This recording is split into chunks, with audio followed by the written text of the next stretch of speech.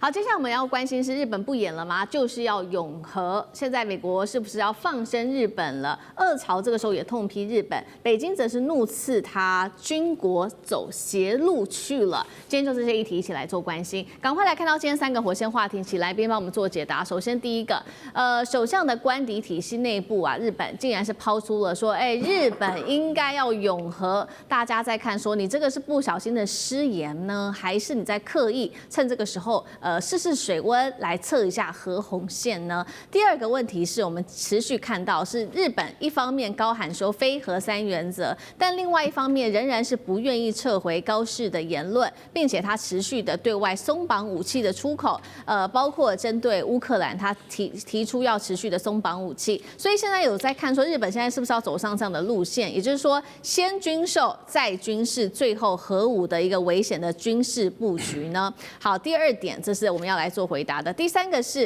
到现在美国都没有出面力挺日本，国务卿甚至公开承认中国是强大的国家，希望能够跟中国大陆有更多的合作。难道这个时候，美国是要放生日本了吗？今天就这些议题，我们会一起的来做关心。好，这一句话非常的严重，因为它是来自于日本首相官邸体系内部的一名匿名官员，他直接这样说，他说日本应该要拥有核武。这话一出不得了了，引发了国际很激烈的反应。尤其现在目前在世界上，日本是唯一被原子弹炸过，而且它长期都是高举无核三原则，甚至扮演反核这种道德高标准的国家。如今怎么会是官方层级开始测风向？大胆的谈了永和这样子的一个议题呢？刚刚提到的国际社会其实有高度的谴责，包括了哪一些国家？首先3个，我们来看到北韩，他说怒斥啊，这是战犯国核野心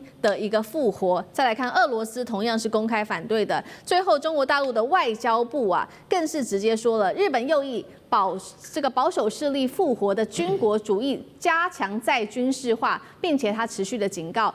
根本就是重走过去的军国主义，是邪路，也是一条死路。来看到日本官方连自己人这一回也都不挺了，官方的包括了他的这个官房长出面降温，他说日本政府我们还是会持续坚守的啦，非核三原则。其他的官员也说了，日本前防卫大臣也批评了，你不应该要轻率的发言吧。不过呢，我们来看到的是，包括了前首相石破茂也罕见的喊话，拥有核武对日本来说绝对不是一件有利的事情。但是不管怎么说，日本的官邸高层还是抛出了永和这样的一个说法。到底为什么在这时候说这样的话？是来测试水温吗？委员怎么看？如果真的要永和，日本在技术上要多久才有可能发生？6个月，这么快速？是的，我解释给大家听哈。当年2015年吧，那个这个福岛核电厂发生灾变的时候，我特别的申请用台湾电力公司顾问的名义，跟着台电的工程师一起进入灾区的核心爆炸地点，去了解。那同时我要求到传言中的6所核能循环基地去参观。他们可能以为这个我是一个念经济学的专家，所以对我讲得很详细。他想那我听不懂，也没有想到我是念机械工程底子，能够不念核能吗？所以我就问得很清楚。就他们那些专业技术人员也没有政治警觉性，讲得很清楚。所以为什么斩钉截铁6个就做出来核能武器，而且可以做5000颗以上？为什么？因为德国做不到，韩国做不到，台湾做不到，但是他做得到，因为他过去几十年里面来，所有的核能的这些电厂那么多，产生的燃料棒那么多，这个燃料棒它用所谓再循环，因为那个燃料棒燃烧只有表面上那1-2公分用得到，里面用不到，所以它可以从这个刮下来的核燃料里面去提炼布，那刚开始他自己没有技术提炼，美国就是那你跟法国合作，他送到法国、英国去提炼送回来，那个叫做混合燃料，那属于布用的混合燃料就已经出现了，那可以叫做 MOX， 可以在这用一次。可是问题在中间产生了布呢，它现在已经累积几十年来有50吨，的布，那这50吨的布做个5000颗核子弹是很正常的，很正常，一颗大概可以有10万吨的当量的这种级数的核弹。那我们要面对问题说，那它不是管制很严吗？是的，德国做不到，因为德国没有核能发电厂，所以德国拿不到核燃料。那再来台湾呢是严格禁止，结果韩国呢既没有核能力循环，也没有核燃料啊，加上美国压着。那你说日本为什么美国没压着？日本是对美国没有压着，因为美国对日本是高度容许，像台湾绝对不准，像韩国是也不准，像德国也是不准，就对日本允许它有核循环的能力，也就是它会保有核武器的材料。啊，这个能够其他国家是不一样的地方，所以技术上就是6个月啊，6个月就做得出来了。那现在剩下法律问题跟政治问题。先讲政治问题。政治问题，日本国内有反核的力量啊，然后这个其他国家，包括俄罗斯，包括中国，也都反核力量。但是以日本这个右派势力成长的速度，我斩钉截铁，这些政治力量很快会被消除。再来法律上，等政治的问题解决了，法律上就不是问题了，因为美国也把日本当作叫做我们术语上叫 threshold state， 就是说 threshold nuclear state， 就是一种门槛上面的核武器的国家，他用这个模糊化来弄俄罗斯跟中国大陆。那中国大陆很生气，俄罗斯很生气，但是你又能够奈他如何？你真的拿了没办法，经济制裁派不上太大用场。然后他现在唯一的是他国内要摆平，美国要能够逐渐放松。可是以美国军力后退无力推前，日本是最好的恰当的。那所以我们还有一个台湾或者很少人注意到一个政治学理论哈，叫做国家生成理论。他早年研究美国殖民地或者研究非洲国家，有人去研究这个国家生成理论。但是我们中国人不是啊，我们中国人觉得啊，我4000年前就是国家啦，我根本没有什么国家生成理论，只有国家生成以后领土扩大或缩小的问题，并没有国家生成的问题。那很多国家是有国家生成的，像美国殖民地变成国家，这种国家生成理论就是说，当一个国家生成之后，如果它主权受损，它会想办法用最大的力量主动去把这个弥补上来。日本就是这个现象。他不断的要想，我军事要再军事化，我要核武。为什么不能核武？那个北韩、这个印度，还有那个巴基斯坦都会非法拥有核武，为什么不行？何况我实力要比他更强，技术要比他们更先进。所以这种国家生成理论，在当这个美国对日本的控制力逐渐的衰退，而且逐渐有需要的时候，这个空间就出现了。所以他不断的去填补他主权所缺的这一块。而这个长期趋势没有办法挡。好，所以我们看到日本现在确实是有能力很快可以造出核武，但现在眼前的问题，如委员所说的，就是剩下政治。那政治上确实现在右翼有持续的抬头，包括小泉进次郎，他最新还是直接说了，高市言论我们是没有必要撤回的。另外，他还更硬的说了，同步在国会的部分解除武器出口限制。拿乌克兰当例子，未来对外军援军售铺路，我们会持续的做加强。如果以这样子的一个角度来看，拥有核武，接下来会对于东北亚产生多大的风险？国际社会怎么办？中国大陆吞得下去吗？吕舰长怎么看？我们来看啊，其实刚刚蔡正元老师先跟我们解释了什么是国家生成理论，这是在日本内部的。可是外部的是什么？外部的问题其实是离岸平衡的问题，也就是离岸平衡，简单的来讲就是代理人，他其实就是美国的代理人。那这个问题呢，2017年的时候，他的陆上的幕僚长退休之后，到美国去做了一场论坛的研讨的时候，他就提出说，2017年他就已经讲说，美国要如果在第一岛链内发生战争的时候，要日本成为唯一的一个领头国家，然后美国退到第二岛链去。那我们来看这件事情是如何慢慢形成的。我们看到啊，这是2017年的时候他们所提出来的一个群岛防御。那在这个群岛防御里面，我们还看得到美国的角色，也就是他如果第一岛链发生任何的战争的时候，除了日本自己之外，美国他要派遣航空母舰，以及我们看到的这个战略轰炸机 B2， 它都要前往。可是当我们来看到2023年的时候，它就已经进行了改变。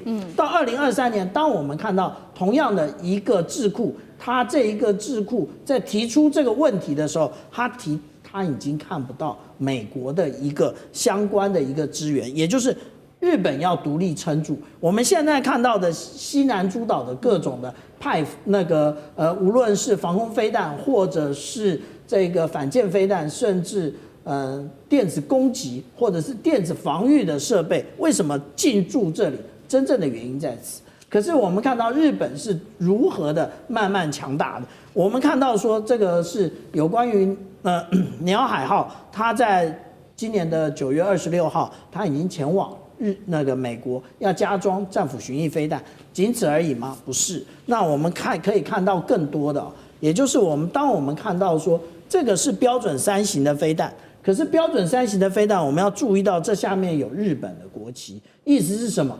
这个是有日本的技术在里面的。所以当我们看到这张图的时候，我们再看到另外一张图，大家就会非常的有感觉了。这个也就是现在要部署在与那国的这一个03式改进型的防空飞弹，改进型是在大家右下角这边看到的，是不是跟标准6型非常的像？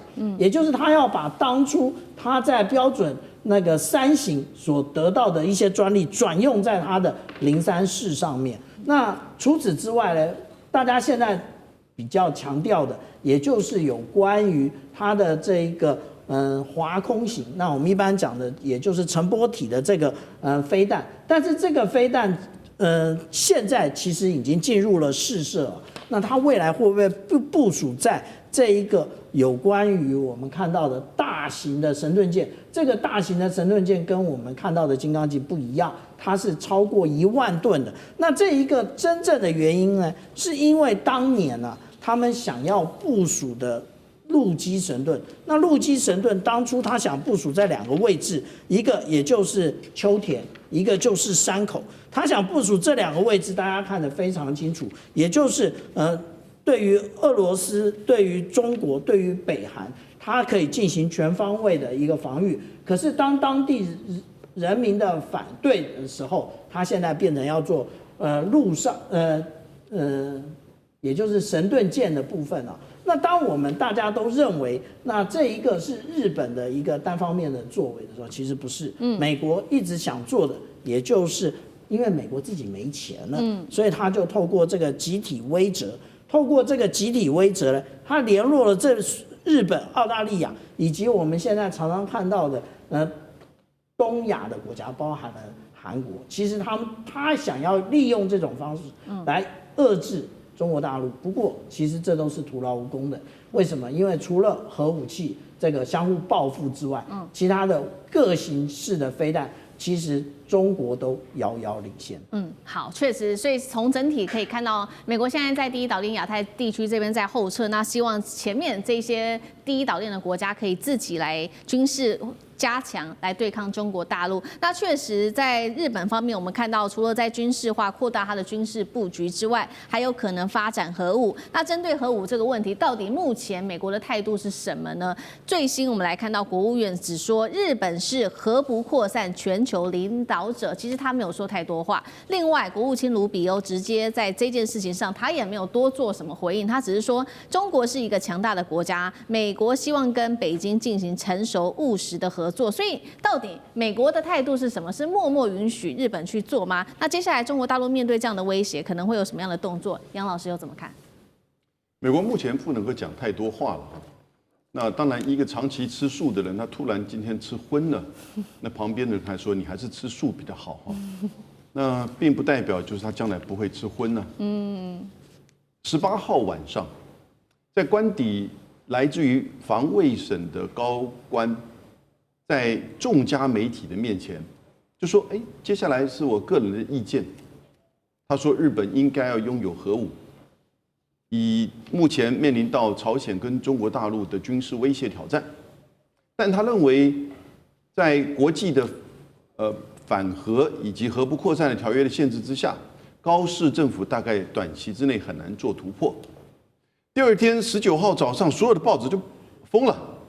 读卖新闻、朝日新闻、共同社通通就报道了，这个绝对不是他个人的意见。日本的官员、官僚出身的官员，而且在官邸工作，他其实讲的话，而且是跟众家媒体一起讲，一定是代表一个讯息出来。结果第19号早上，官房长官自己讲话，媒体就问他说：“哎，这个官员而且是有名有姓的哦，哎，你怎么处理？”官房长官说：“那是他个人意见，要把他辞职，他不回答；要把他收回这个意见，他也不回答。这等于是确认了。那一天19号的下午，小泉进次郎防卫大臣前往美国，在美国的海军基地，在横须贺的海军基地的美国的核动力潜舰去参观。各位，日本现在在做这个战略，就是发展的突破哈，它可能大概3种想法。第一个就是真的自己拥核，就像刚才蔡委员所讲的，没有错，它有至少47万吨到50万吨的钚。那日本的所有的核电厂每年所需要用到的这个钚元素啊，大概只要3万吨。那多出来的做什么呢？这个中国大陆已经在国际原子能总署提醒国际上注意这个问题。但是要它发展真正的核武哈，时间点是什么？平时一定做不到，你6个月也不可能。平时一定做不到，和平时期就是台湾有事的时候。所以你现在回来发现到高市讲的台湾有事、日本有事、日本派兵都是假议题，他就等于是预备台湾有事，台海发生战争的时候，他会在最短的时间之内要决定要不要自己制造核武器。但你要知道，核武器、核弹头，你还有载具，那个要1000到3000公里的中程弹道飞弹。日本现在还没有，但他有这个技术，绝对有。他第二层要做的是，如果不是自己有，那就是让美国放在日本中程弹道飞弹跟核弹头。但这个也是一个很大的问题，你把日本变成古巴了。第3个就是他现在想要做的，小泉进次郎想要去做的，就是至少我们要把非核3原则当中的不引进给修改一下，那个要改。2015年的安保3法，因为他把它法律化了，也就是拥有核潜舰。那拥有核潜舰并不是核武器啊，核子动力的武器，它没有核子核主的这个效用。可是呢，那是第一步，那也许就是第一步，进一步去扩散哦，然后呢，拥有美国移植来的就是核武器部署的核武器，或者是自己将来发展，这都很难讲。不过这整个过程哈，日本会面临一个天翻地覆的内部的选择，以及国际上还有邻国，从朝鲜、俄罗斯到中国大陆，天翻地覆对他的制裁跟指责。大多数支持和平主义的日本人会支持这个方向吗？